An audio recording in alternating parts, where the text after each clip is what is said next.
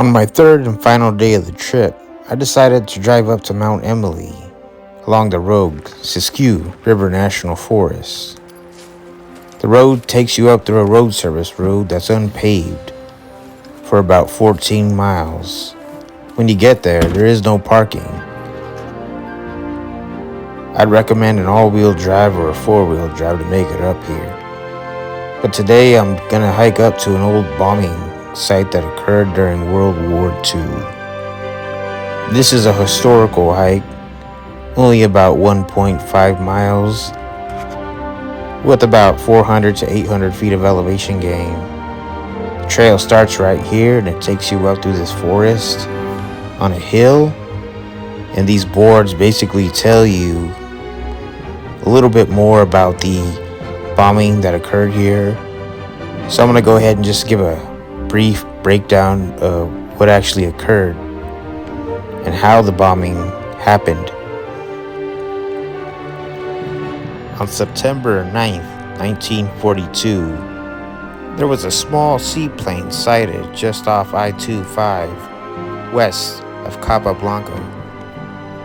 And in that plane was officer Japanese soldier named Nobuo Fujita. Carried a small bomb into the forest, and it was in this area. So I'm gonna go ahead, I'm gonna hike to the spot where it's specifically located. And on the way throughout the hike, I'm just gonna walk along the area and try to just sort of break down the trail a little bit. But when I was going through this hike, I realized that everything was still pretty well intact. And based off of numerous articles and reports that I have read about it, there was actually little to no damage here that was done from the bombing. When Nobuo Fujita actually landed the bomb here, he was actually considered a hero in Japan at the time. The damage was so small that it only took one man to extinguish the fire that had occurred around this area. So they didn't even need a forest service firefighters to come out here and wipe this out. Because what the Japanese at the time believed, had they landed a bomb in this forest, that it would completely just wipe out a huge chunk of this forest, and it would wipe out acres and acres of it. But because the bomb was so small and it was extinguished relatively fast and relatively quick, not many people even knew about it even occurred until the minimal damage that was caused was seen and reported. And during this time, the tensions between Japan and the US were pretty intense. It was pretty high. Of course, we all know about Pearl Harbor and the bombing that occurred there. And you're gonna pass by this small bench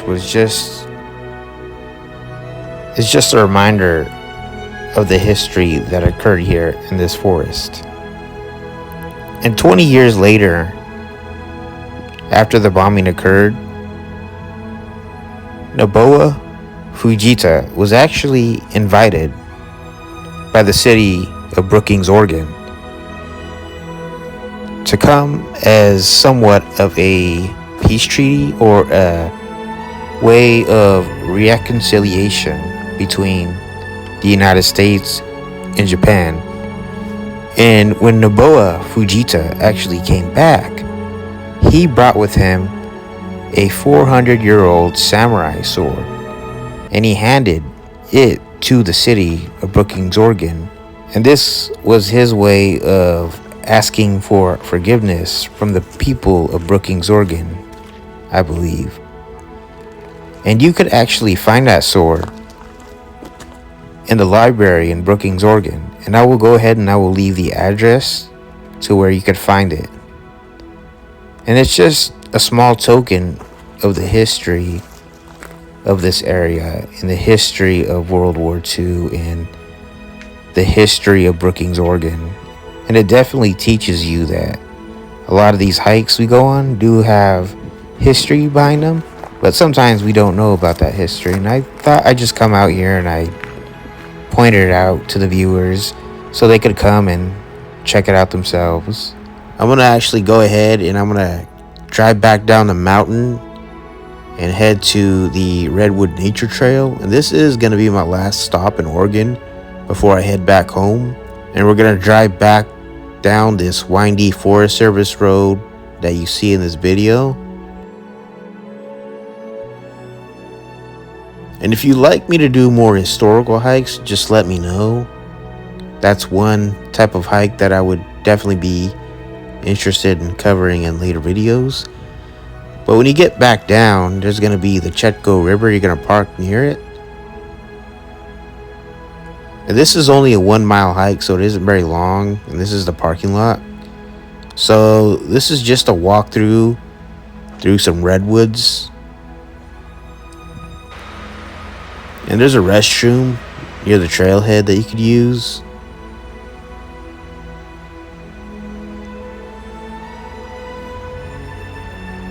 And this right here is a board just telling you to pack it in and pack it out and not leave any trash behind and to stay on the trail. And that's just a way to let you know not to damage any of the plant life that's on this trail. So I'm going to go ahead and just pass over through this bridge. And when you pass this bridge, there's this nice little cascade just flowing down into the creek. And this is the cascade. It's almost like a multi-tier small waterfall. And I believe this creek actually flows directly into the Chetco River. And this is a really nice short hike. It's simple, easy to do, it's not crazy. And it's essentially just a loop, so you're not going to get lost. And you're just going to be walking along all these nice ferns blossoming through the forest. And you're going to be standing next to these tall redwoods. And they are just massive. And when you see them in person, you're going to realize just how big they actually are. That right there is a size demonstration of the redwoods. So I'm going to go up further along the trail around a loop. And there's a few bridge crossings I'm going to do before I make it back to the parking lot. But I'm going to walk past another enormous redwood you could see. And the coast of Oregon and the coast of Northern California is really known for the redwoods. And right here, there's going to be a nice another creek you can cross through over the bridge. And you could just get off, check it out, which is what I'm going to do. And this is actually one of my favorite parts of the hike, or probably my second or third favorite part of the hike, is when I got off right here on the trail right here, and I looked into this creek, and it had just this small cascade coming right down into the creek. And I think it's just really neat. It definitely has that Oregon look to it that you see in many of the calendar magazines and photography. You notice this enormous tree that's sliced right in half. So this tree right here, if you look closely to it, there's a bunch of like moss growing inside of it. And because this is a rainforest, it actually has life growing inside of it. I'm closing this trail up pretty soon. So I got another bridge crossing I'm going to do once I pass this creek right here. And then I'm going to go ahead and I'm going to wrap up this trail. But it was just a nice little hike before I head out back to Central California.